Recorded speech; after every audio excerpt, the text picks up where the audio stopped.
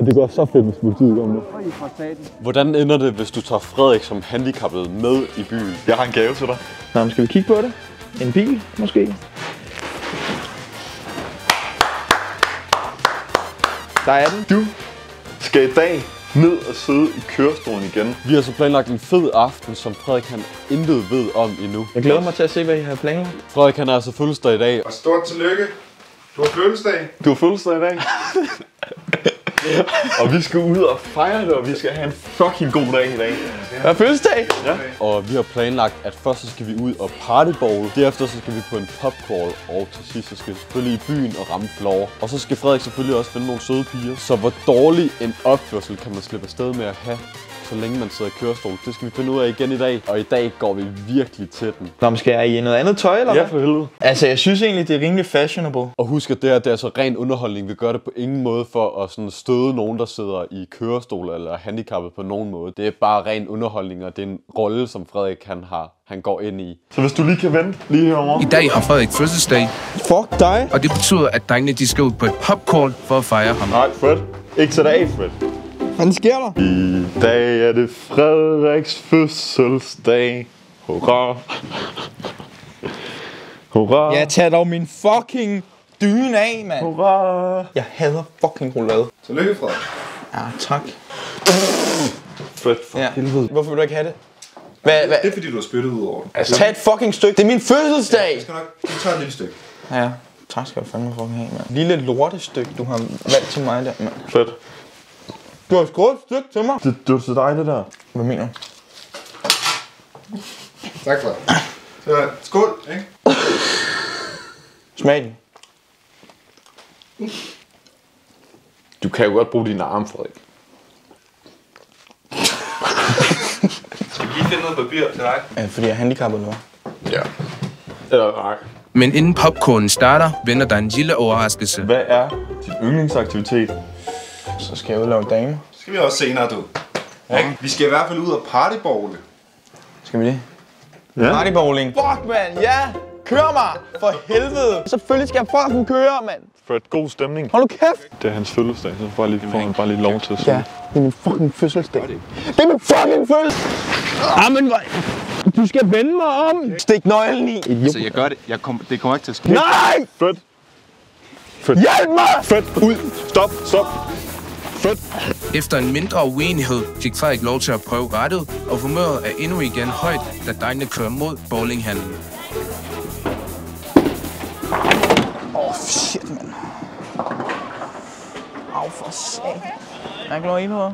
Mens drengene venter på, at deres bane bliver ledig, er det oplagt at få sig en snak med nogle af de erfarne bowlere. Jeg tager kongepladsen. Hvor I fra? Pensionistklubben? Fyns Stiftstidende. Jeg er faktisk ret kendt på TikTok, hvis I vil skrive noget. Skål for nøgne kvinder og nøgne mænd. Ved I, hvad en MILF er? Du er ude i nogle udtryk, som kun unge mennesker kender, tror jeg. Nej, men det er mine yndlingskategorier. Det tror jeg ikke lige, vi skal sidde og snakke om. En GILF, det står for en bedstemor, man godt kan lide at bolle med. Granny, I like to Selvom Frederik kunne udveksle erfaringer med de ældre i timevis, er det altså nu blevet tid til at bowle. Okay, du skal give tilløb. Det var da dårligt. Lige ude i banden. Bare lige hold der, okay? Nej. Så skyder jeg. Det er fucking min fødselsdag. Oj, strike fed.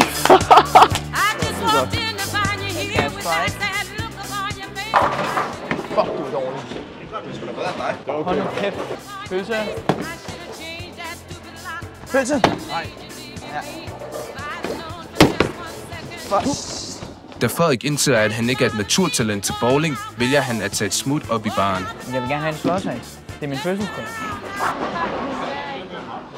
Hvad fuck er det for et lorte bowlingcenter, der fucking ikke har slåsejs, mand? Fucking ned. Jeg fucking slåsejs. Drenge, slåsejs. Jeg har desværre ikke slåsejs.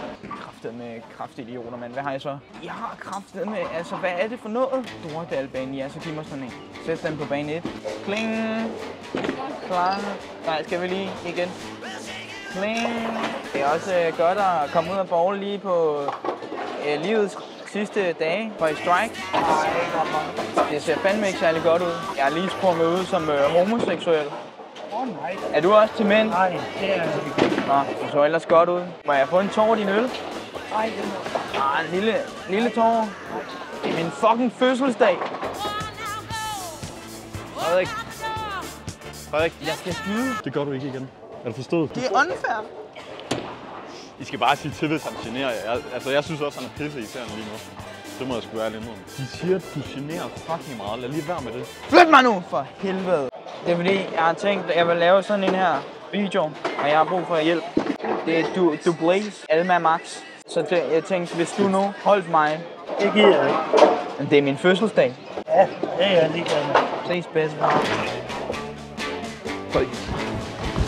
Jeg sagde til dig, at du skulle køre ud på banen. Nu stopper du. Nu stopper du. Men det er fucking pisseirriterende, mand. Må jeg få dit nummer? Nej. Det er fordi, at jeg har ikke fået kærlighed. Han er ude for at finde en kæreste i dag, det derfor. Ej, jeg skulle få gammel, du. Nej. Jeg kan godt lide, når det bliver lidt gammelt. Må finde dig en yngre en, du. Nej, det gider jeg ikke. Nå, så gå lige op og sig undskyld til dem i baren, ikke? Hvad siger du undskyld? Fordi at jeg er åbenbart kørt ind på banen, men jeg har lige en lille kommentar og knyt. Og det er, hvorfor fanden der ikke er et skilt, hvor der står, at man ikke må køre ind på banen. Det er fordi, man ikke må køre på banen. Ja, men så skal der jo være et skilt, hvor der står, at man ikke må køre ind på banen. Bare sige undskyld. Ja, du ringer bare, hvis du har lyst til at hook op på et tidspunkt, ikke? Tak for i dag. Nu går turen mod byen, hvor drengene tager hul på aftenens pubcrawl. Jeg er fucking klar til, at du skal på bar. Jeg er fucking glad. Jeg er så fucking klar. Kom så! Ja! Så skal vi have bajer. Ja! Ej, hvor hyggeligt. Jeg skal lige forbi. Ser godt ud. Tak. Pensionistklubben hernede. Hvad siger du? Er det pensionist? Ja. For satan. Så skal vi fandme have bajer. Frederik er meget musikalsk og har altid elsket at spille guitar med Svend nede i klubben. Derfor har han også en lille drøm om at spille et nummer i dag. Det er fordi, at Frederik har set den guitar, der står derovre. Og han kunne godt tænke sig at spille et nummer. Jeg har fødselsdag, og jeg vil lave en fødselsdagssang. Jeg har øvet mig på det. Med quizzen. Ja. Så må du gerne. Må jeg godt det? Så Frederik han har altså fået lov til at give et nummer på guitaren, så vi havde lige sådan 5 minutter til lige at finde ud af, hvordan vi skulle gøre den her situation så akavet som overhovedet muligt. Vi gik i gang med at brainstorme på, hvilken sang, der kunne være den værste at spille i det her selskab. Frederik på fødselsdag, så er der selvfølgelig ingen tvivl om, hvad han først har tænkt sig at spille. Frederik, som kom ind, og vil godt lige give os et nummer. Så lad os sige en kæmpehold.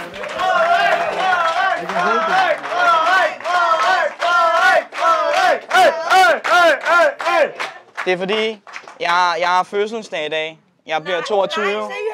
Ja. Så jeg vil gerne starte med at synge en fødselsdagssang for mig, og I skal også synge med. I kender den.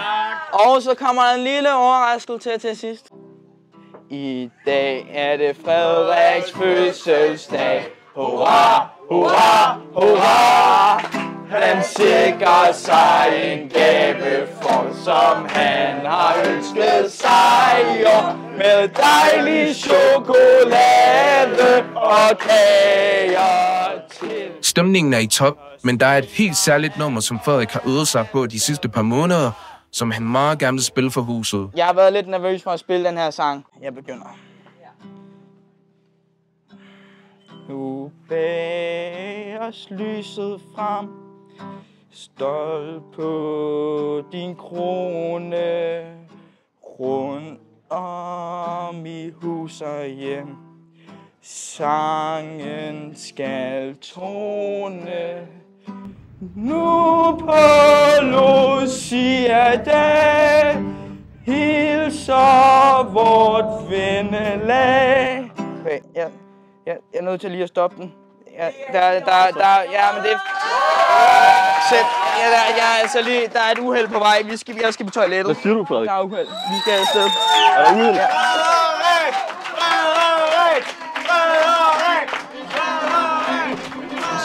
Tag mit ben. Sådan der, skide godt. Ja, sådan der. Det er fandme gode ting, gutter. Vi tager lige lukker døren her. Yes.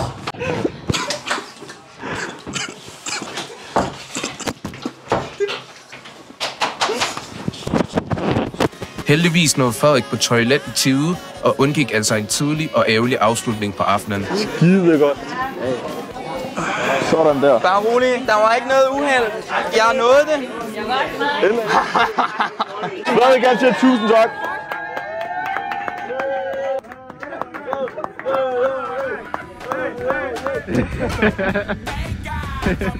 Der er ikke sket et uheld.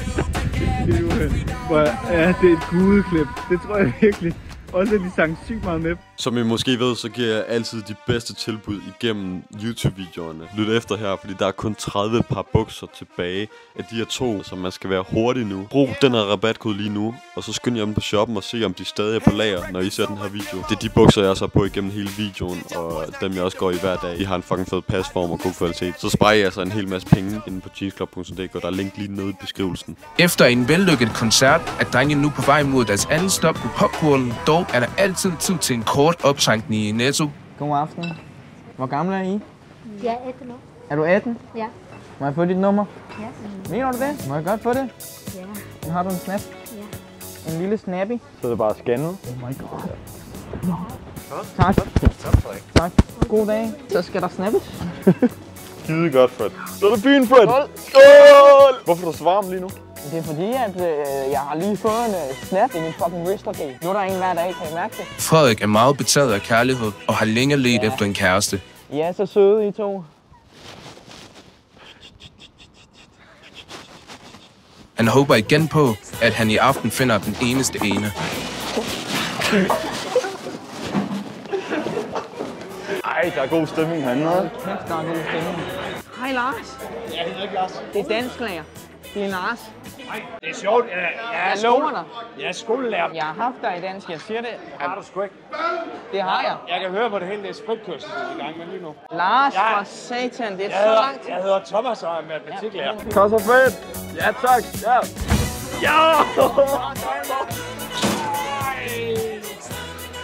Ja, du har også en fordel. Så vil også hjælpe. Hold lige. Ja, det er din skyld. Efter en hurtig øl er det dører mod Popcornens tredje stop. Ses, bitches. I må godt rave på mig, hvis det er. Altså, jeg er ikke krænket. I er så lorte slappe. Må jeg få jer snap? Jeg kan sagtens bolle, bare det er bare ikke kan ride. Vi kommer på anden nu, skal I ikke med? På anden nu? Jo, for Vi skal faktisk lave karaoke. Så tager vi med. Så tager vi fandme med, piger. Er I fra Odense, eller hvad? Nærmere fra Holland, men tæt på. Drengene beslutter sig for at tage med på karaokebar, da Frederik har set sig varm på de 2 piger. Så kommer vi. Jeg blokeret af dig. Ned på den sidste vi. De første til at gå vores vej. Tag dig ind, tag dig nu, tag dig sommeren ud. Ja, jeg giver dig mit hjerte i Aarhus. En stor mand som dig. Ja, jeg er lille, men jeg er stor hernede. Det er min fødselsdag i dag. Alle skal på floor. Det er nu. I want you love me. Like I'm a hot. Keep thinking of me. Doing what you like. Make me feel like I'm the only girl in the world. Efter en top sangperformance ser Frederik det perfekte tidspunkt til at erklære sin kærlighed for en af pigerne.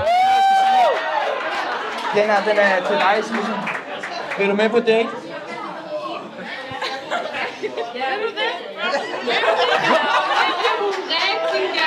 Ja! Tak skal I have. Og der er gratis shot til barn, tror jeg. Tak, tak. Hvad er med dig? Han har bare i benene. Igen? Ja. Jeg er ked af det. Sådan der. Skal det ligge der? Du er nødt til at hive formen tilbage. Sådan der. Emil holder den lige. Ellers så kan du ramme før.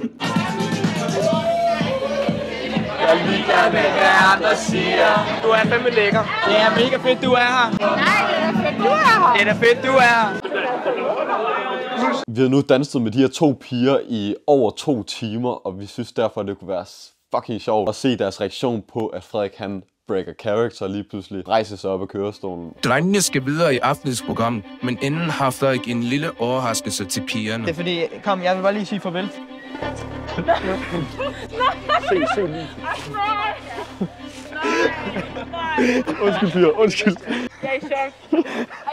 Jeg var med løgn, Jeg er helt normal, jeg er helt normal. Jeg har spillet en karakter, det er det, jeg gør. Du gjorde det virkelig godt. Jeg har nej, jeg har heller ikke fødselsdag. Jeg har bare taget jer af en handicappet dreng, der er sygt rude. I ser man går ud på kamera. Er du sindssygt, mand? Pigerne var selvfølgelig helt i chok, men de var fucking søde, da vi fortalte om ideen, og synes faktisk, det var ret grineren. Kan jeg ikke stå? Tak for jer. Bare stil dig op. Det er godt. Det er godt. Inden aftens højdepunkt er det naturligvis blevet tid til enhver byturs obligatoriske McDonald's pitstop. Hvad? Er det her, I laver pomfrit? Ja, vi laver pomfritter her, men du kan desværre ikke rulle herhen. Må jeg smage en lille pomfrit? Desværre. Vi kan ikke bare servere mad på den måde. Må jeg ikke se, hvordan I laver pomfritter? Ved du hvad? Hvis du får en lille pomfrit med, skal vi så aftale at det, og så må du komme igen på et andet tidspunkt. Okay. Kan vi sige det? Så hvis du bare lige ruller ud og venter en gang. Ja. Tak. Jeg vil have en pomfrit. Nej, det skal du lige betale for. Nej. Jeg fik den gratis. Du skulle ikke bare gøre det, der bare fordi det er min fødselsdag. En hurtig optankning i 7-Eleven, og så er det videre mod Proud Mary. Her ser vi nogle høflige unge derinde, der udviser stor respekt for Frederiks handicap. Skud ud drengene for at blive i karakter. Frederik er altså ikke helt ubekendt på klubben, og opmærksomhed får han rigeligt af, uheldigvis mest for drengene. Varmen på floor tager til, og det gør den kvindelige interesse også. Der er ingen tvivl om, at Frederiks jul lige nu er mere skødsikker end en Formel 1-bis. Og så like lige den her fucking video, så den ikke flopper. Og se nogle af de andre videoer, som også er sindssygt vilde. Ærligt, jeg er så fucking træt af at speak til de her videoer, når de ikke får en skivvisninger. Og så lad os lige gøre det til en serie, hvor vi tager i byen i alle byer i Danmark. Så skriv, hvilken by vi skal komme til. Sorry, fordi jeg ragede lidt, men nu skal vi altså se Frederik lave et move på en pige med formentlig en upassende kommentar. Vi har altså på forhånd aftalt med den her pige, at hun skulle hælde en drink ud over Frederik, og det vidste Frederik altså ikke noget om, og det kan man også se på hans ansigtsudtryk, at han er rimelig forvirret. Frederik bliver chokeret over den meget entydige afvisning, og har derfor brug for en pause udenfor. Men du kan godt tænke dig pisse her. Ligesom de andre drenge. Seje drenge. Og det går så fedt, hvis politiet kommer nu. Øj, fra staten. Nej, det er Frederik, han vil rigtig gerne... Jeg kunne godt tænke sig at prøve at tisse, ligesom de andre. Det kan lige hjælpe mig med at finde bedre steder den gang. Ej, hey! Hvad gjorde du? Hvad gjorde han? Jeg skal ikke undskyld.